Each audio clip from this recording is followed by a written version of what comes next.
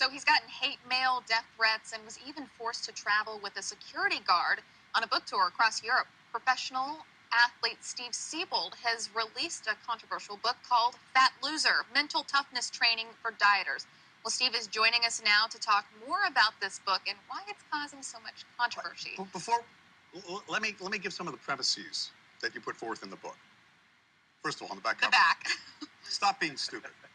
Stop companies, stop waiting for your doctor to scold you, things like that. But then you say stop socializing with fat people. That can be interpreted to mean that fit people aren't good enough, or fat people aren't good enough to hang with fit people. Why? It'd be misinterpretation, right? The idea is that consciousness or thinking is contagious. If you hang around people who are successful at something, you'll learn how they think and you'll adopt their practices. And that's the idea. To hang around people that are succeeding at this, not failing. But you're not saying dismiss somebody from your life just if they're out of shape. No, of course not. No. Basically, Okay. just don't go out to eat with them all the time. Well, Maybe yeah, just stick try to with- get just try to get around people who are succeeding. It's like if you want to be a wealthy person, you hang around rich people. I mean, they think about money differently than the average person. So you adopt those kinds of beliefs. That's all I'm saying. What premise in here really ticked people off the most? Probably to stop being stupid.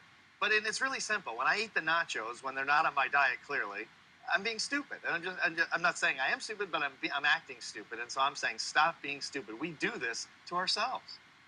And as far as some of the backlash, death threats, things like that, have you gotten the opposite where people said, hey, this book really helped me.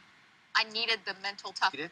That want to kill me. And I get the people that absolutely love it, that thank me from all over the world that say, finally someone has the guts to go all over the media worldwide and tell the truth about that. So rather than being polarizing, is the message really grow up emotionally, take responsibility for yourself? That's it. That's really the whole message right there. You just stated it in one sentence. That's it. Yeah. It is a mental battle to get to the gym and things like that. Is that kind of how the book goes? And is it that kind of mental thing like, hey, Absolutely. make the decision every day to go to the gym or watch what you eat? Yeah, it's an every 2 or 3 hour decision. That's the problem. It's not like a one-time decision. But I think you have to make that decision. You have to grow up emotionally and say, look, I did this to myself if I'm fat. I was 40 pounds overweight 10 years ago. Nobody came and stuffed the pizzas and donuts in my mouth. I was very good at doing it myself. And I fixed it. And everyone's capable of doing that, and that's what the book's about. And there's a price to be paid for getting from point A to point B and losing that 40 pounds that you did, or losing the 20 Absolutely. that I want to lose. But a bigger price, I think, to be paid by being fat, because you're discriminated against things, because we're not supposed to judge a book by its cover, but we all do it. And so fat people are being judged, even though they shouldn't be, they are being judged.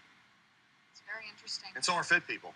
Yeah, that's true. It goes both ways. We're a society that judges no matter what. I mean, we're Sure. a very judgmental society. Yes, we are. That's the way it is. Is there anything else that any other tricks? Obviously reading this book, it is a decision. I found for myself, I have an app on my phone, My Fitness Pal. It's a decision I make every day because I can see what I'm eating, how much I'm eating, and it breaks it down into fat. I know that sounds very intense, but for me, that helps me make my decision because I'm like, that chocolate fried chicken may not be the best choice. Absolutely, and you look great. It's working for you. And what we're doing is we're giving the book away for free. I'm going all over the world doing this. I'm giving this book away. It's at fatloser.com, which is our website. They can have it for free. We're making no money on this book. Wow. And it's really all about a total lifestyle change. That's right. And the way we think. Right. It'll impact other areas of your life as well, which is great. How do you get over the roadblocks Right. to the thinking that you've employed for, 20, 30, 40 years? I think that's getting around the successful mindset of fit people. And that's what the book is really about, is how do fit people think differently about eating and exercise than fat people? And there really is it's like they're living on a different planet, and you got to get exposure to that to change. All right, so if people want a copy of the book by Steve Siebold, where do they go? Fatloser.com. It's free. Wow. That's easy enough. Thank you so much for Thank coming you. on. Thanks very much for having me. Appreciate it. Thank you. I'm sure there's some tongues wagging out there right now.